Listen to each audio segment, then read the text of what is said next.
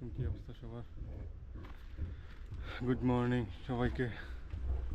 এই হচ্ছে আমার গরিবের বিএমডব্লিউ, যদিও বা এটা বিএমডব্লিউই স্পোর্টস জেনেসিস। মাশাআল্লাহ, একসময় একটা সাইকেল কিনা একটা ড্রিম ছিল, আর আল্লাহ এখন একটা স্পোর্টস কারের মালিক বানাই দিল। আলহামদুলিল্লাহ, আমার কাছে শুক্রিয়া। আল্লাহর কাছে শুক্রিয়া আদায় করে শেষ করা যাবে না।